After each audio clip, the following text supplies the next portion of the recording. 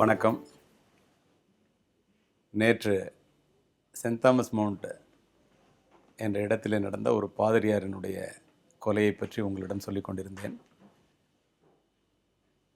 அந்த வழக்கு விசாரணை தொடர்ந்து கொண்டிருக்கின்ற நேரத்திலே ஒரு ஆசிரியையிடமிருந்து அலறலோடு காவல்துறைக்கு வந்த ஒரு அழைப்பை ஏற்று அந்த இடத்திற்கு நாங்கள் சென்றோம். அதிலிருந்து இன்று தொடர்கின்றேன்.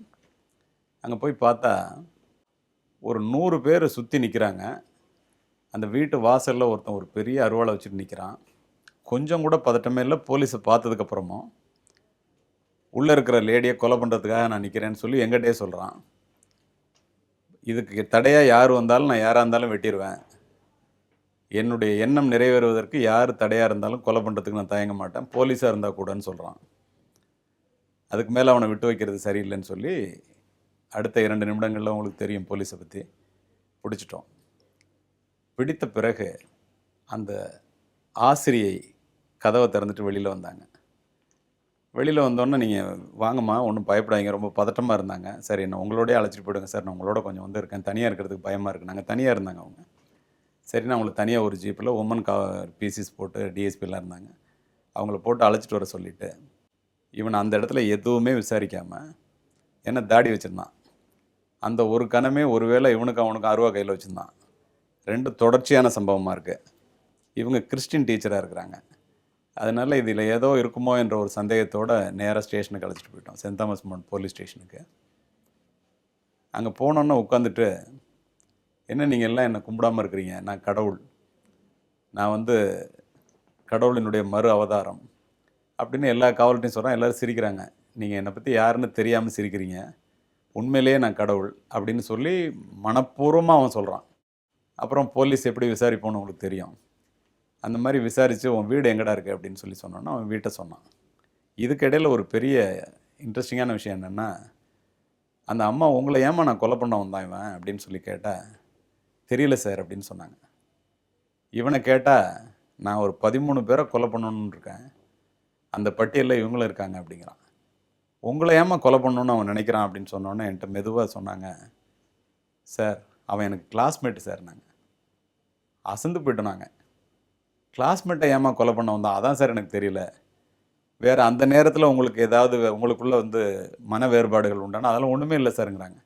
இவனை கேட்டால் அதுக்காகலாம் நான் அவங்கள கொலை பண்ண வரல சார், என் பட்டியலில் அவங்க இருக்காங்கங்கிறான். இவனை அழைச்சிட்டு வீட்டுக்கு போகிறோம். வீட்டில் போய் பார்த்தா 13 அருவா வச்சுருக்கான்.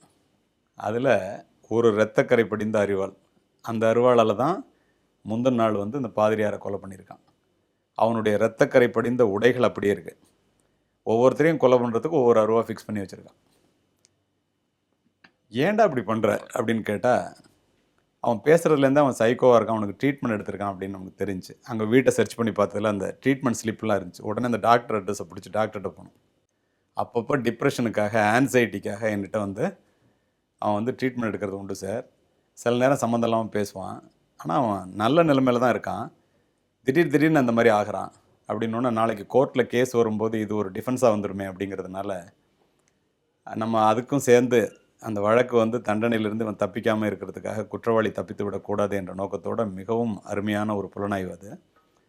அப்படி செஞ்சுட்டு அந்த வீட்டை ஃபுல்லாக சர்ச் பண்ணும்போது அங்கே ஒரு பேப்பர் கட்டிங் இருக்குது, மேகசின் கட்டிங். அதில் ஒரு சைக்கோ ஃபாரினில் 21 பேரை கொலை பண்ணியிருக்கான். கொலை பண்ணப்பட்டவர்கள் அத்துணை பேரும் பெண்கள். இதை இவன் திரும்ப திரும்ப ரிப்பீட்டடாக படிச்சிருக்கான். படிச்சுட்டு தான் ஒரு பெரிய கடவுள் அவதாரம் மாதிரி, எந்த இயக்கத்தோடையும் அவனுக்கு எந்த சம்மந்தமும் கிடையாது. அவன் இந்து இயக்கங்களோடையோ அல்லது வேறு யாரோடையும் எந்த சம்மந்தமும் கிடையாது. இவன் கிறிஸ்தவர்களால் எந்த பாதிப்பும் அடைஞ்சது கிடையாது. இவனாக ஒரு சைக்கோவாக தனக்கு ஆன்சைட்டி வரும்போது, பெரிய டிப்ரெஷனில் இருக்கும்போது தான் கடவுள்னு தானே நினச்சிக்கிட்டு, நமக்கு இந்த கடவுளினுடைய கொள்கைகளுக்கு எதிராக இருக்கிறவங்க இன்னன்னாருன்னு சொல்லி இவன் கற்பனையில் போய் இவனுக்கு யாரெல்லாம் மைண்டில் பட்டுச்சோ அவங்க பேரெல்லாம் எழுதி இத்தனை பேரையும் ஒவ்வொருத்தராக கொலை பண்ணணும் டெய்லி. போலீஸெல்லாம் அப்படியே கண்ணை மூடிட்டு தூங்குற மாதிரியும், இவன் நினச்சதெல்லாம் செய்யலாங்கிற மாதிரியும் நம்ம கடவுள்னு நினைக்கிறதுனால, மனப்பூர்வமாக நினைக்கிறான். அப்படி நினைக்கிறதுனால தான் எல்லாத்தையும் விழுந்துங்க, என் காலில் விழுந்து கும்பிடுங்கடான்னு சொல்லி போலீஸ் ஸ்டேஷன்லேயே சொல்கிறான். அப்படி முடிவு செய்துச்சு. அதுக்கப்புறம் அந்த கொலையை பண்ணியிருக்கான். எப்படா பண்ணேன்னு கேட்டால், சரி அந்த பாதிரியாரை ஏன் கொலை பண்ண அப்படின்னு சொல்லி கேட்டால் அவன் சொல்கிறான், இந்த சென்ட் தாமஸ் மவுண்டில் பீரங்கி முனிவர் அப்படின்னு ஒருத்தர் இருந்தார் சார், பல நூறு வருஷத்துக்கு முன்னாடி. அந்த பாதிரியார் அவரை கொலை பண்ணிவிட்டு இந்த சென்ட் தாமஸ் மவுண்டை தனதாக்கிட்டார். அதனால் இவரை கொலை பண்ணிவிட்டு அதை நான் மீட்கணும், மீட்டு எடுத்து நான் அதில் இருக்கணும், நான் கடவுள் இல்லையா, எனக்கு அந்த இடம் வேணும், அதுக்காக கொலை பண்ணேன்னு சொல்கிறான். இவனை விசாரித்து பிரயோஜனம் இல்லைன்னு சொல்லிவிட்டு என்ன நடந்துச்சோ சயின்டிஃபிக் பூர்வமாக அந்த வழக்கில் இருந்து குற்றவாளி தப்பிக்கக்கூடாதுங்கிறதுக்காக நல்ல அருமையானது ஒரு புலனாய்வை செய்து விசாரணை நடக்கும்போது கூட அந்த உதவி ஆணையர் அந்த வழக்கில் கூடவே இருந்து ப்ராசிக்யூஷன் சைடில் என்ன மாதிரியான தகவல்கள் எல்லாம் பதிவு செய்யணுமோ அத்தனையும் செஞ்சு அந்த வழக்கு தண்டனையில் முடிந்தது.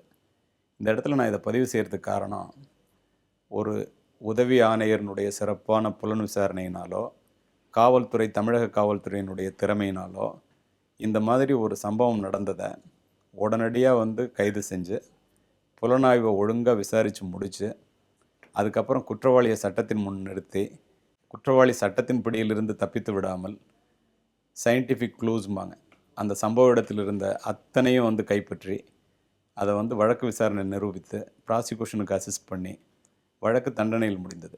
இதிலிருந்து நாம் தெரிந்து கொள்வது என்னவென்றால், தமிழக காவல்துறை எவ்வளவு திறமையானது. ஒரு உதவி ஆணையர் புலன் விசாரணையில் சிறப்பாக இருந்தால் 12 பேரினுடைய உயிர் காப்பாற்றப்படுகிறது. ஒரு தவறான எண்ணத்தினால் இது மத சம்பந்தமான பிரச்சனையாக இருக்குமோ என்று நினைத்து சட்டம் ஒழுங்கு பிரச்சனை ஏற்படுவது தவிர்க்கப்பட்டது. உள்ளபடியே இந்த வழக்கினால் தமிழக காவல்துறையினுடைய மரியாதை உச்சத்திற்கு சென்றது. அனைவரும் தமிழக காவல்துறையை பாராட்டினார்கள். இந்த இடத்துல இதை நான் பதிவு செய்வதற்கு காரணம், ஒரு வழக்கு நடந்துச்சு அப்படின்னு சொன்னால் இறந்து போன ஒரு கிறிஸ்டினாக இருக்கட்டும், முஸ்லீமாக இருக்கட்டும், ஹிந்துவாக இருக்கட்டும், யாராக இருந்தாலும் ஒரு மனிதன் இறந்து விட்டான் என்ற நோக்கத்தில் தான் பொதுமக்கள் பார்க்க வேண்டும் ஒழிய அதை மத கண்ணோட்டத்தோடு பார்ப்பது சட்டம் ஒழுங்கு பிரச்சனை தேவையில்லாமல் உருவாவதற்கு வாய்ப்பை உண்டாக்கிவிடும். அதனால் பல உயிர்கள் போகக்கூடிய நிலைமை ஏற்படும். அந்த மாதிரி யாரும் பார்க்கக்கூடாதுங்கிறதுக்காக தான் இந்த வழக்கையே சொன்னேன். உண்மையிலே இந்த வழக்கு அது மாதிரியான ஒரு வழக்கு இல்லை என்பதை நிரூபிப்பதற்காகவும், இது தனிப்பட்ட மனிதனுடைய ஒரு ஈகோ என்பதை தெரிந்து கொள்ள வேண்டும் என்பதற்காகவும் இதனை பதிவு செய்தேன். நன்றி, வணக்கம். நாளை மீண்டும் சந்திப்போம்.